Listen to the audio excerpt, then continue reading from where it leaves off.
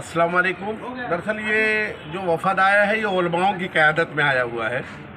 संभल में जिस तरीके का हादसा पेश आया, जिस बर्बरियत के साथ 5 मुस्लिम समाज के लोगों को गोली मार दी गई, बेकसूर लोगों को, निहत्थे लोगों पर जिस तरीके से गोली चलाई गई, ये बहुत ही शर्मनाक वाक़या है। कोर्ट का ऑर्डर था, कोर्ट ने पहले भी ऑर्डर दिया था, सर्वे हुआ था।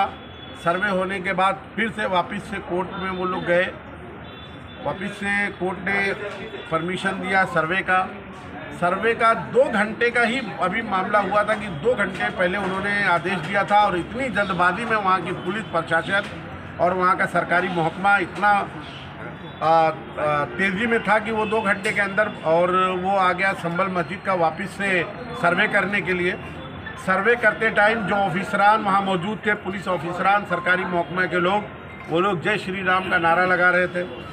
ठीक है, जय श्री राम के नारे पर हमको कोई वो नहीं, आपत्ति नहीं है, लेकिन किसी धर्म की मस्जिद या इबादत गाह में जाते वक्त आप इस तरीके का अगर नारा लगाएंगे तो किसी के भी जज्बात को ठेस पहुँचती है।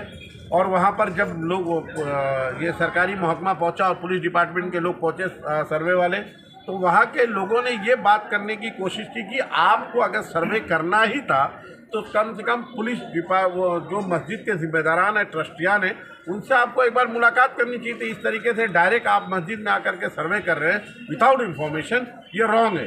जिसका लोग एहतजाज कर रहे थे कानून के दायरे में रह करके, जिसको बाबा साहब अम्बेडकर ने जो हमको हिंदुस्तान में कानून दिया है उसमें रह करके लोग विरोध कर रहे थे। लेकिन जिस तरीके से पुलिस ने डायरेक्ट उनके सीने पर गोलियां चलाई है, ये हिंदुस्तान का बहुत ही सबसे शर्मनाक वाक़या है।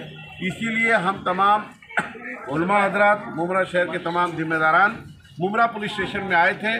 उस ऑफिसर जिन्होंने गोलियां चलाई, जिसमें हमारे बच्चे शहीद हुए हैं, उनके खिलाफ 302 का मुकदमा दर्ज किया जाए। उसके लिए हम लोग एक डेलीगेशन की शक्ल में सीनियर साहब से मुलाकात की।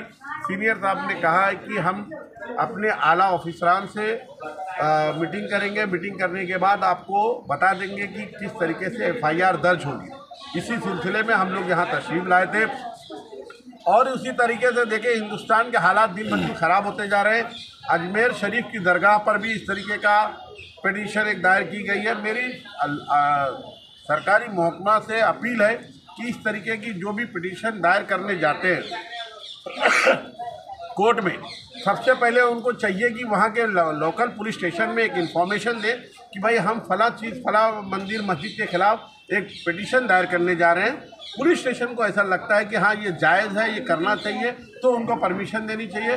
नहीं तो मैं कोर्ट से भी अपील करना चाहता हूँ कि इस तरीके की पिटीशन दायर करके जो हिंदुस्तान की फ़िज़ा और हिंदू मुस्लिम भाईचारगी को ख़त्म करना चाहते हैं, ऐसी पिटीशन को उठा करके फेंक देना चाहिए और ऐसे लोगों के ख़िलाफ़ सख्त से सख्त कानून लाना चाहिए। और अगर ये पिटीशन झूठी साबित होती है, क्योंकि उसमें पूरा पुलिस महकमा, पूरा प्रशासन, 2 धर्म के लोग टेंशन में रहते हैं, ऐसे लोगों को ऊपर 302 का मुकदमा लगाकर सरेआम चौराहे पर लटका देना चाहिए, ताकि दूसरे लोगों की कभी हिम्मत नहीं पड़े। कभी अजमेर दरगाह की सिर्फ कितने लोगों की आस्था है, तमाम हिंदू मुसलमान भाइयों की आस्था जुड़ी हुई है, उसकी पिटीशन दायर कर दिए। और मुझे समझ में नहीं आता कि सारी मस्जिदों के नीचे ही सारी चीज़ें मिल रही हैं। ये कौन सा दौर आ गया? कौन लोग हैं वो लोग जो इनको शय देते हैं? बहुत शर्म की बात है, ये हमारे लिए बड़े अफसोस की बात है।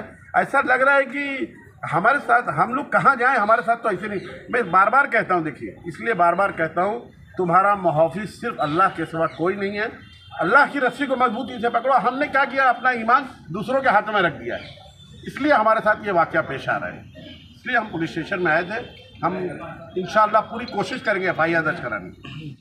मैं उलमा देवबंद से ताल्लुक़ रखता हूँ। आप भी पुलिस स्टेशन आए थे? जी, हम इसी संभल के मामले को लेकर के आए थे। जब एक बात बावर करा दी गई थी कि भाई 1947 से पहले की जो भी इमारतें हैं उनके ख़िलाफ़ कोई कार्रवाई नहीं होगी। 1991 में बिल पास हो गया था, इसके बाद कोई कार्रवाई नहीं होगी। फिर याचिका दाखिल करके और उस पर इमीडिएटली कार्रवाई करना, ये जो है सरासर जुल्म और ज़्यादती है। ये ख़ास करके एक ही तबके के लोगों को जो है डायरेक्ट फायरिंग करना, हालांकि पुलिस को इख्तियार है, अगर वो चाहते तो दूसरे तरीके से मजमे को मुंतशिर कर सकते थे। आंसू गैस छोड़ते या पैर में गोली मारते, सीधा जो है सीने पर गोली मार करके नौजवानों को शहीद कर दिया गया। इस सरासर जुल्म और ज़्यादती। दूसरी बात ये कि भाई ख्वाजा गरीब नवाज़ की दरगाह 800 साल पुरानी दरगाह है, सारे लोगों की आस्थाएं उससे मुंसलिक हैं। सब लोग जानते हैं कि बहुत पुरानी जगह है और 1991 में बिल पास यानी ये कानून पास हो गया था कि किसी भी इमारत की सर्वे नहीं की जाएगी। लेकिन फिर ये जो है याचिका जिसने दाखिल किया, फ़ौरन उस पर एक्शन लिया गया। सुबह 6:30 बजे ही जो है एसआई की टीम पहुंच गई, सर्वे के लिए किसी को इत्तला भी नहीं दी गई और पता नहीं कि कैसे कैसे लोगों को लेकर के गए और वहाँ जो है मजमा ने इंतशार करना शुरू कर दिया। और वो जो लोग आए उन्होंने कहा कि भाई वो पत्थरबाजी किए। पत्थरबाजी क्यों किए? पत्थरबाजी करने की कोई वजह थी? उनको उकसाया गया, उनको भड़काया गया, उनके मिजाज को गर्म किया गया, तब जाकर के मजबूरन वो अपने बचाव में पत्थरबाजी किए। और हमारे जो पुलिस का महकमा है जो वहाँ पर हाजिर थे, उन्होंने डायरेक्ट सीने पर फायर किया और सर पर गोली मारी गई। किसी ने नीचे से गोली मारा। अगर चाहिए तो ये था कि पैर में गोली मारकर को मजरूह किया जाता कि वो वहाँ से फरार हो जाते, लेकिन उन्होंने ऐसा नहीं किया और जानबूझ करके जो है ये सोची समझी साजिश के तहत जो है इन पर जो है कार्रवाई की गई है। इसीलिए हम इसकी निंदा करते हैं। उम्मत मुस्लिमा इस वक्त परेशान है, क्या रहबरी उनकी की जानी चाहिए और उलेमा हज़रात उनको क्या संदेश देंगे? उलेमा की जो है ये जिम्मेदारी है कि जो हमारी कौम परेशान हाल है उसके तो हम खुद जिम्मेदार हैं कि हमारे अंदर इंतशार है। मैं तो यही कहूँगा कि एक हो जाएं तो बन सकते हैं खुर्शीद मुबीन, वरना इन बिखरे हुए तारों से क्या काम बने। अगर हम एक हो जाएंगे तो दुनिया की कोई भी ताकत हमें पाश नहीं कर सकती है। ज़रूरत आज इस बात की है कि हम मुत्तहिद हो जाएं। अगर हम मुत्तहिद हो जाएंगे तो हम बिरादरान वतन के जो है उनके जो है भी काम आएंगे, वो हमारे काम आएंगे।